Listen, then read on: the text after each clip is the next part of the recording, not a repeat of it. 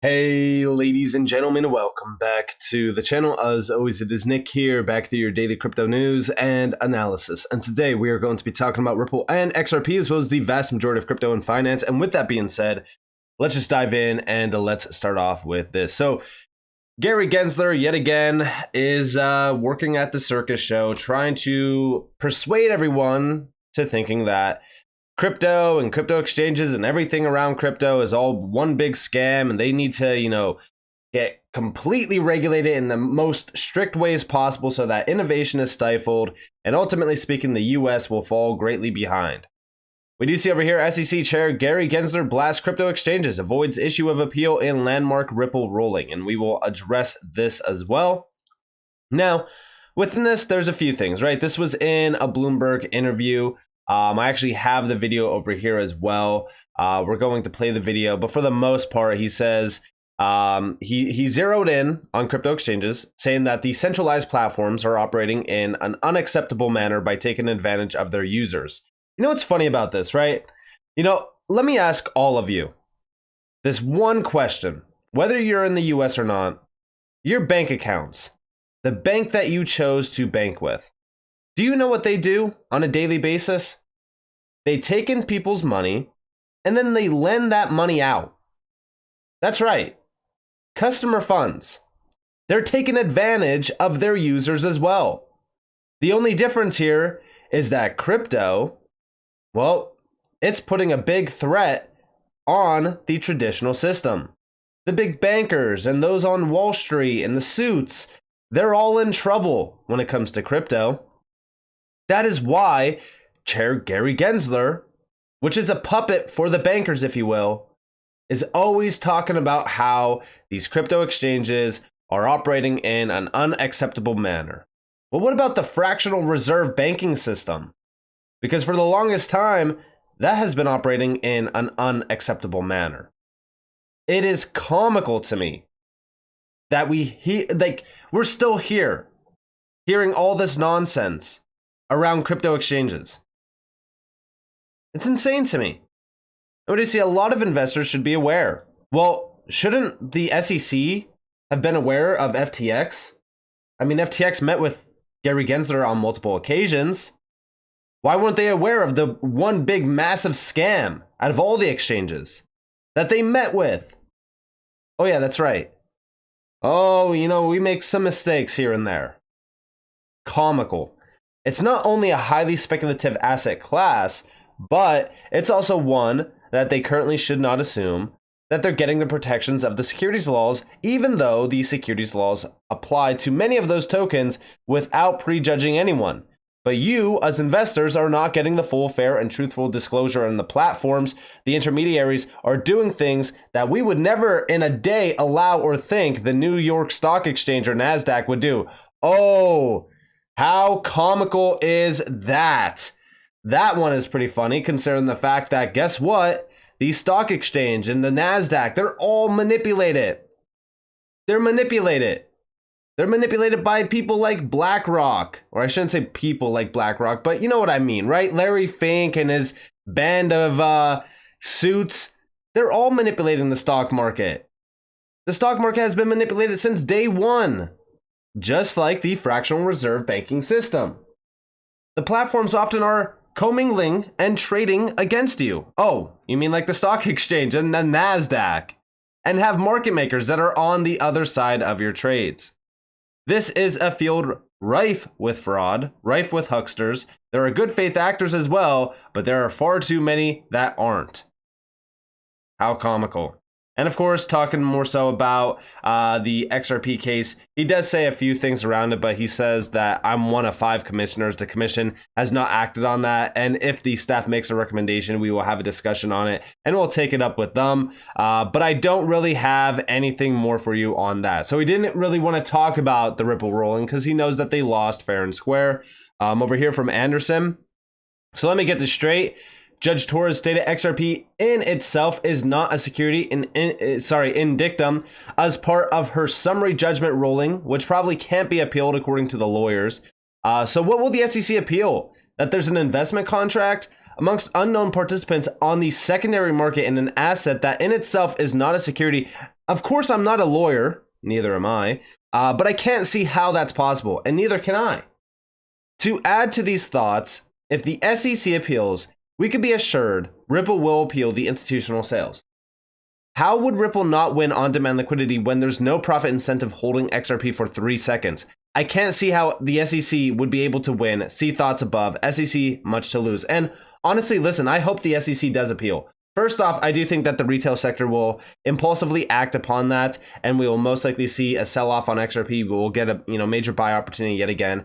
But also, with an appeal, I do think that the SEC will lose big time. Just like they already have. The SEC has lost big time. And I think that this will put the nail in the coffin and solidify that the SEC should not have any jurisdiction over crypto. We need Congress to step in. But Congress, guess what Congress is too busy doing? Oh yeah, that's right. Just talking. Oh, we need Gary Gensler out of office. And I think that's great that they're introducing these bills and stuff, but what's the chances of these bills actually getting passed? That's the big problem here. And also over here from Mark Cuban, so he's quoting the interview with Gary Gensler. I'm not going to play it. It's about 2 minutes and 20 seconds long. I don't want to waste your guys' time.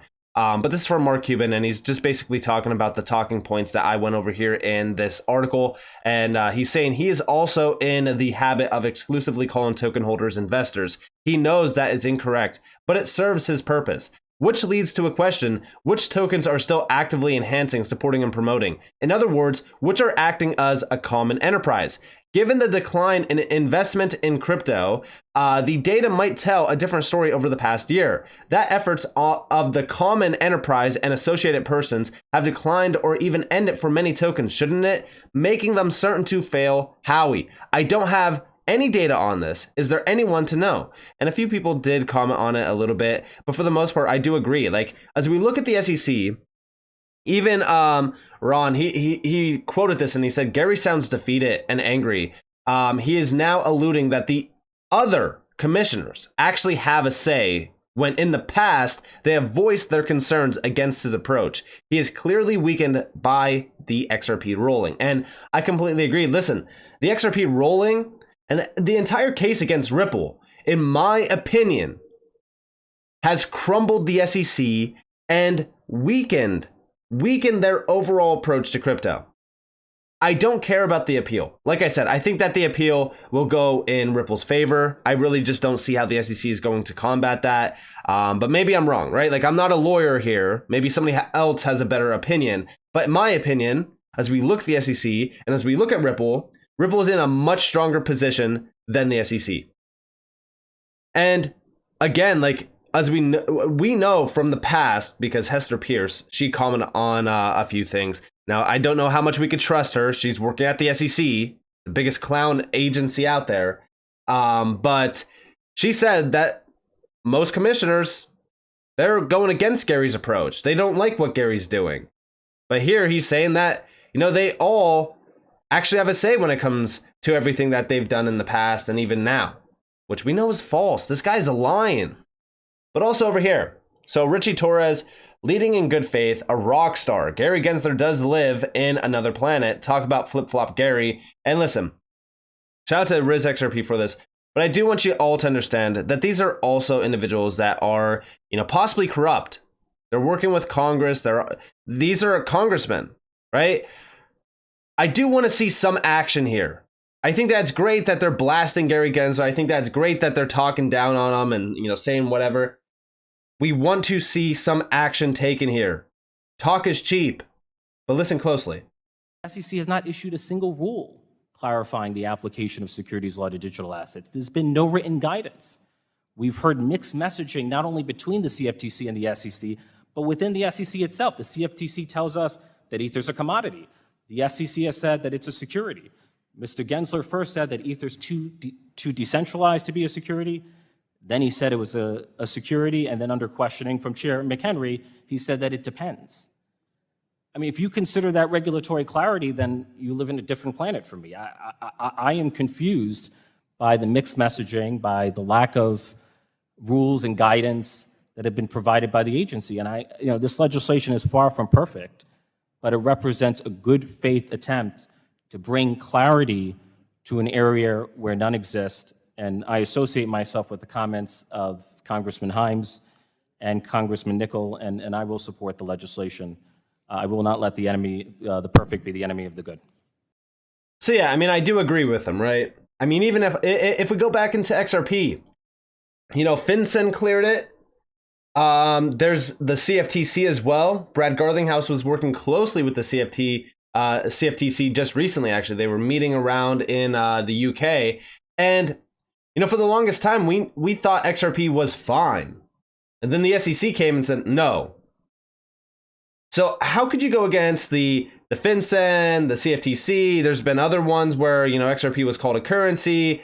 Even on the SEC's website, going back to, I think, around 2015 or so, there was even a time where XRP was cleared as a currency. I mean, it's crazy, right? But yeah, I mean, it is flip-flopping around. It's, saying one thing, doing the other thing. And it's just crazy to me that this is still a thing. But also, we're starting to see bills arise. We're starting to see things happening here. But I've even talked about it in past videos where I think that this is all part of the show, right? I think that, all of this is by design. And I think that eventually we will see things move a little bit more quickly. But I do want to comment on one last thing, and that's these two tweets here. And this is from the VP, right? This is James Wallace. He's the VP of Central Bank Engagements and CBDCs at Ripple. He's talking about outside of the US, the SEC case had almost no impact on our ability to get conversations and projects going with central banks. And I want you guys to realize that I keep getting comments saying like, hey, what do you think the SEC is going to do? Do you think that they're going to go after, this project, that project? I just want you guys to understand that I honestly have no idea, and I don't care if they do.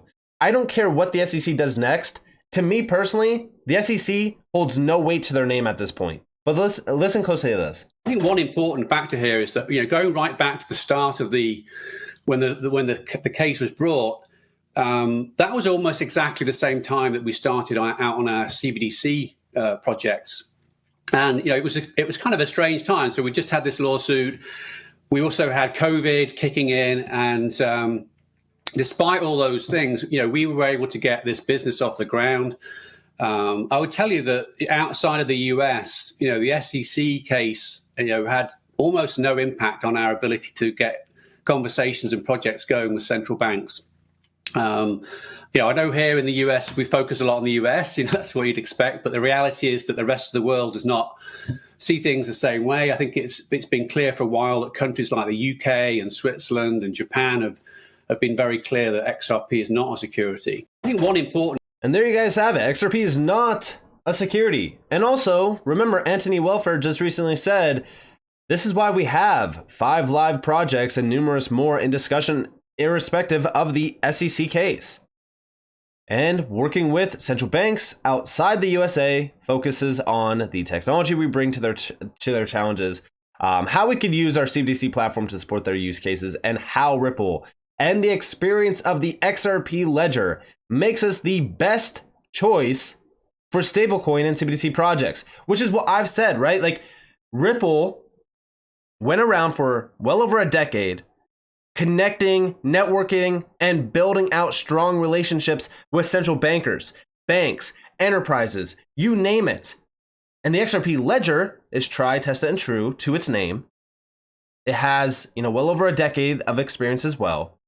XRP, we already know the power and the potential behind XRP. So as we really kind of look at this, to me personally, I strongly believe that Ripple has the best-in-class technology here. I think that Ripple combined with the XRP ledger and XRP is the best choice for stablecoin and CBDC projects, as well as financial use cases. And also with everything that is happening around the SEC, I strongly believe that Ripple is unstoppable at this point. So, as we really kind of look at things, yeah, we're probably about roughly a year and a half away, I would say, from a global regulatory framework with crypto. When regulations are in place, I just want you guys to understand that you probably will want to have a bag of XRP. I think that those that do not at that point in time, it will be too late. So with that being said, I hope that you guys enjoyed this video. If you guys did, definitely leave a like, subscribe, to notifications on because I'm free content. You guys are more than welcome to follow me on Twitter and join the free Discord down in the description below. Others, is up that you all have a beautiful day or a beautiful night wherever you guys are in this beautiful world. This has been Nick. Peace out, guys.